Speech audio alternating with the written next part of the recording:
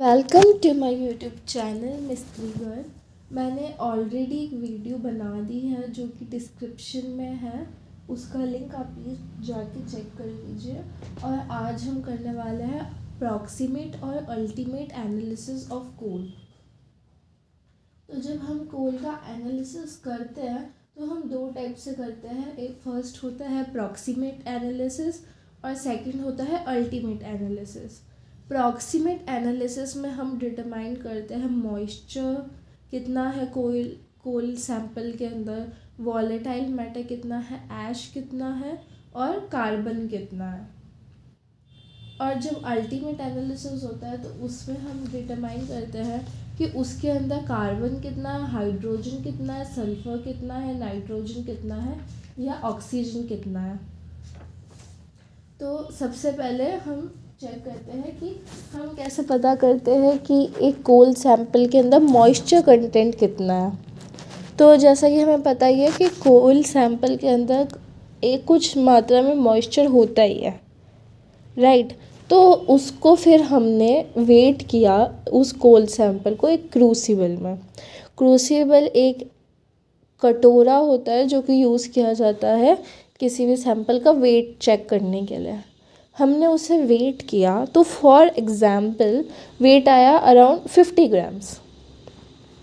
उसके बाद हमने उसको ओवन में प्लेस किया और उसे 105 टू 110 डिग्रीज़ तक वहाँ पर रख दिया।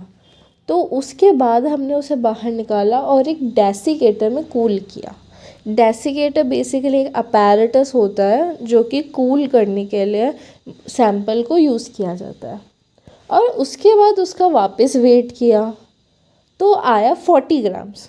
तो पहले आया था 50 ग्राम्स और अब आया 40 ग्राम्स। तो अब हमें क्या पता चला कि उसके अंदर जो मॉइस्चर था कोयले के अंदर वो ऑफ कोर्स ओवन में हीट की वजह से वेपर बन के उड़ गया होगा।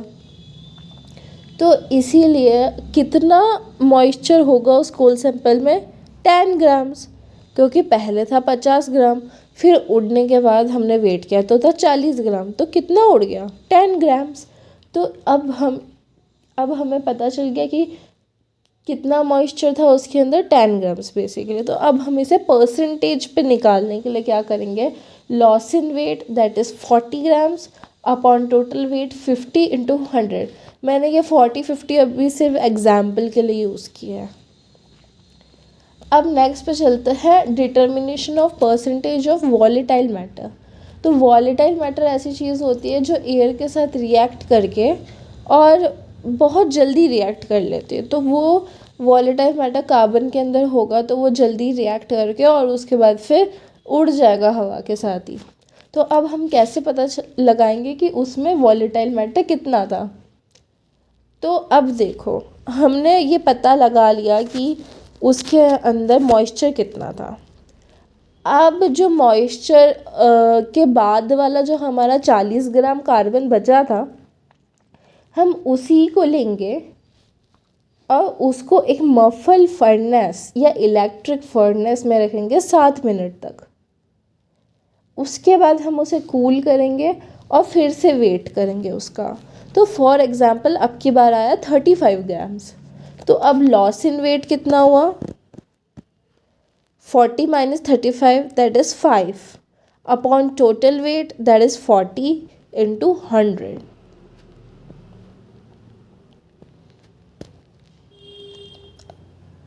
ये आ गया हमारा परसेंटेज ऑफ वॉलेटाइल मैटर। अब नेक्स्ट हम आते हैं ऐश पे। अब ऐश मतलब होता है राख। तो अब जो हमारा 35 ग्राम बच गया after moisture and after volatile matter, जो 30 ग्राम बच गया उसको हम लेते हैं और मफल फर्नेस में हीट करते हैं आधे घंटे के लिए विदाउट लीड। तो अब इतना हीट करने के बाद सिर्फ राख बच जाएगी। तो उस राख को लिया और उसको हमने वेट कर दिया। तो डेसिकेटर में उसका वेट निकाला तो जैसे कि आया 30 ग्राम। तो अब वो 30 ग्राम upon weight of sample into 100। तो ऐसे हम निकाल सकते हैं परसेंटेज ऑफ ऐश।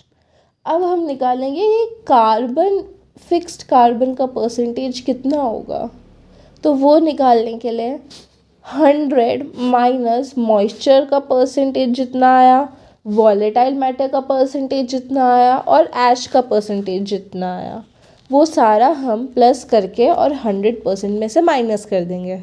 तो जो परसेंटेज हमारी आएगी वो है determination of percentage of fixed carbon.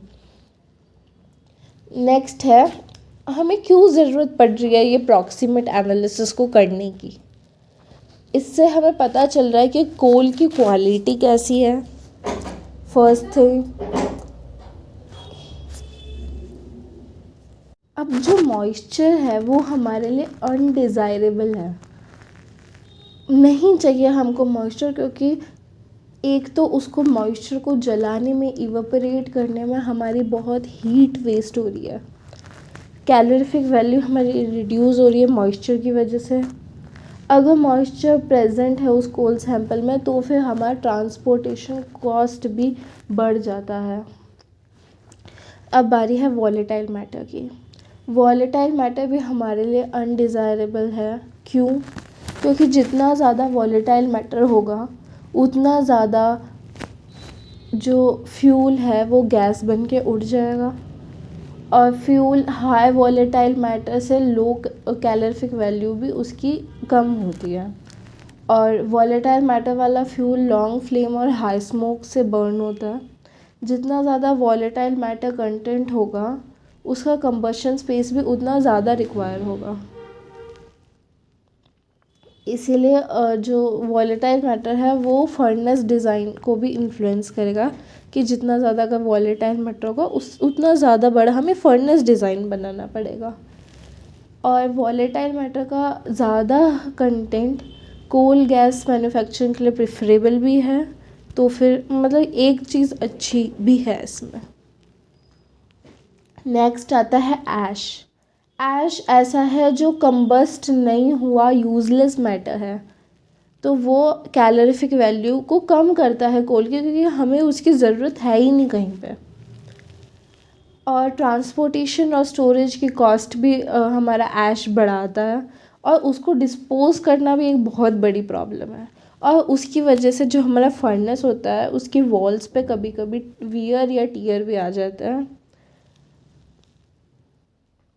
Fixed carbon तो अच्छा ही होता है, डिज़ायरेबल होता है, क्योंकि वो कोल का रैंक बढ़ाता है, और हम जितना ज़्यादा कार्बन होगा उतना ज़्यादा कैलोरीफिक वैल्यू होगी, उतनी ज़्यादा क्वालिटी बेटर होगी कोल की। अब हम आते हैं अल्टीमेट एनालिसिस पे। I hope proximate analysis clear होगा। अब हम आते हैं अल्टीमेट एनालिसिस पे। तो सबसे पहले हम डिटरमाइन करते हैं कार्बन और हाइड्रोजन को हम कैसे डिटरमाइन करते हैं। अब देखिए, सबसे पहले हम एक कोल सैंपल को जिसका अमाउंट हमें नोन हो उसको हम बर्न करेंगे एक्सेस ऑफ ऑक्सीजन में। तो फिर क्या रिएक्शंस होगी, कार्बन जो होगा कोल के अंदर वो रिएक्ट करेगा ऑक्सीजन से और बनाएगा कार्बन डाइऑक्साइड, राइट। और हाइड्रोजन रिएक्ट करेगा हाफ O2 से और बनाएगा H2O। तो ये दो रिएक्शन होगी कार्बन और हाइड्रोजन की, अगर हम उसे एक्सेस ऑफ ऑक्सीजन में उसका रिएक्शन कराएंगे। जो कंबशन ट्यूब होता है उसमें हम पता लगाते हैं परसेंटेज ऑफ कार्बन और हाइड्रोजन। तो एक हार्ड ग्लास ट्यूब ली जाती है 33 इंचेस की, और उसमें एक तो यहाँ पर ये होता है हमारा एनहाइड्रस CaCl2, और यहाँ पर हमारा होता है KOH सोल्यूशन। तो फिर एक यहाँ पर एनहाइड्रस CaCl2 होगा और एक यहाँ पे KOH सोल्यूशन होगा, और यहाँ पर हम हमारा कोल सैंपल बर्न करेंगे।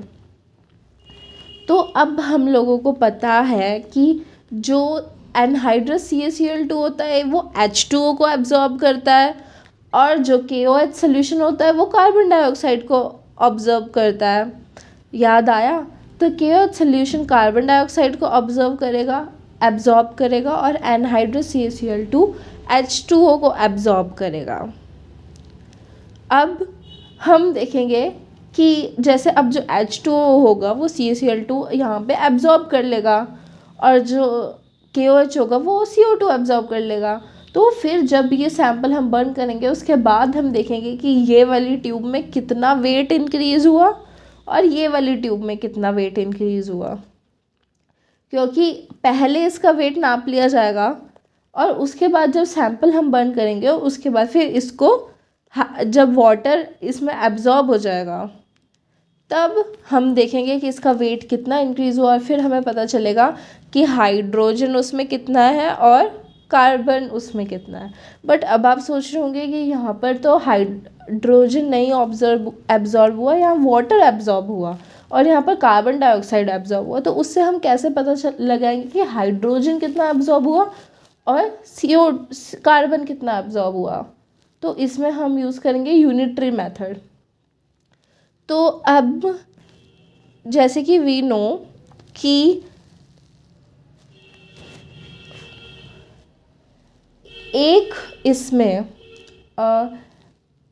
12 वेट ऑफ कोल सैंपल, मतलब कार्बन का कितना वेट होता है एक कार्बन डाइऑक्साइड के अंदर। Carbon dioxide is 44 and carbon is 12। तो 44 grams of carbon dioxide is equals to 12 grams of carbon. 44 grams carbon dioxide में 12 ग्राम कार्बन होती है। तो हम यूनिटरी मेथड से पता लगा सकते हैं कि वाई वेट ऑफ सैंपल में कितना हमारा कार्बन होगा। तो हम इसका फॉर्मूला कैसे कर सकते हैं? Increase in weight of KOH into 12 upon weight of coal sample into 44 into 100।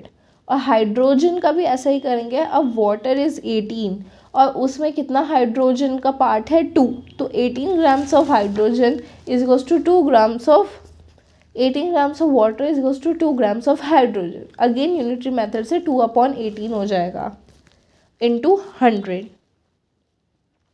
तो ऐसे हम डिटरमाइन करते हैं हमारा हाइड्रोजन और कार्बन। अब नेक्स्ट हम देखेंगे सल्फ़र। सल्फ़र को हम पहले रिएक्ट करवाते हैं O2 के साथ। सल्फ़र कोल सैंपल में बर्न होगा तो उसका रिएक्शन होगा O2 के साथ, तो वो बनाएगा SO4 2-। फिर हम उसका रिएक्शन कराएंगे BaCl2 के साथ और वो बना देगा BaSO4। तो अब ये जो BaSO4 है ये हमारा वाइट PPT होता है। फिर हम उस वाइट PPT को ऑब्टेन कर लेंगे और उससे पता लगाएंगे कि कितना था उसमें सल्फ़र का कंटेंट कितना था। तो इसका फॉर्मूला क्या हो जाएगा?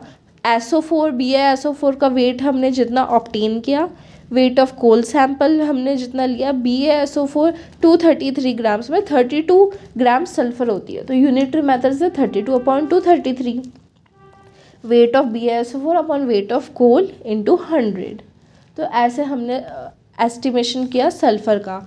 अब हम एस्टिमेट करेंगे नाइट्रोजन का। नाइट्रोजन का एस्टिमेशन और एनालिसिस करने के लिए हमें एक मेथड यूज़ करना बोलता है, इसको कहते हैं जाल्डाल मेथड। इसका थोड़ा कॉम्प्लेक्स स्पेलिंग है बट इसमें K साइलेंट है तो इसको हम प्रोनाउंस करेंगे जाल्डाल्स मेथड।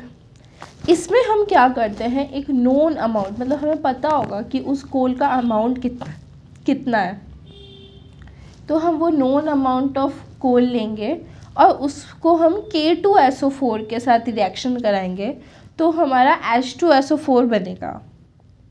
फिर H2SO4 को हम लेंगे और उसके बाद फिर उसका वापस से रिएक्शन कराएंगे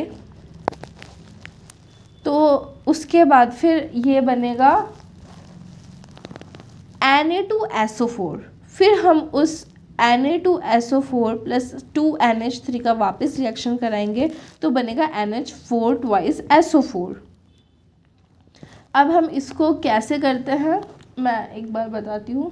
तो हम इसको करते हैं, पहले नाइट्रोजन का H2SO4 के साथ कराएंगे रिएक्शन तो फिर बनेगा NH4 ट्वाइस SO4। उसके बाद फिर हम NH4 ट्वाइस SO4 का रिएक्शन NaOH के साथ कराएंगे विच इज़ अ बेस, तो बनेगा Na2SO4 plus NH3 plus H2। फिर हम उस NH3 अमोनिया का H2SO4 के साथ वापस रिएक्शन कराएंगे तो वापस बन जाएगा NH4 ट्वाइस SO4। तो हम इससे N1V1 is equals to N2V2 से निकाल के रिएक्शन से हम निकाल सकते हैं कि हम परसेंटेज ऑफ नाइट्रोजन का फॉर्मूला, जो कि हो जाएगा 1.4 into N1V1 upon the weight of coal. अब हमारा लास्ट है डिटर्मिनेशन ऑफ ऑक्सीजन। तो हम ऑक्सीजन का डिटर्मिनेशन कैसे करेंगे?